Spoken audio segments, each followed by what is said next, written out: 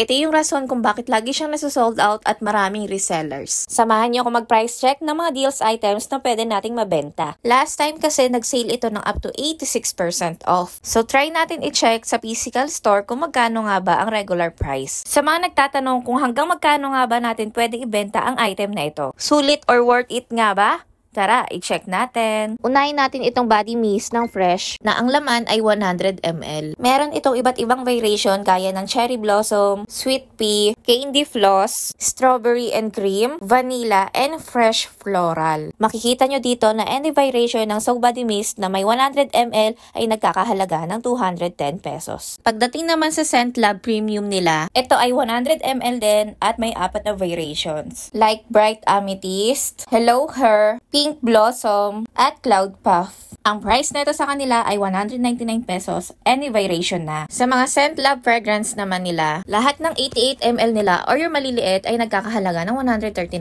pesos. At ang 250 ml naman nito, ang regular price ay 249 pesos. Ito nga pala yung bigger size or yung 200 ml ng Soap Body Mist. Naka 40% off pa siya dito ha, ibig sabihin mas mataas pa dyan ang regular price. Hindi ko na siya tinry isa-isa kasi magkakaiba naman tayo ng preference. So far, ito pa lang ang meron ako at gusto ko rin i-try yung vanilla nila.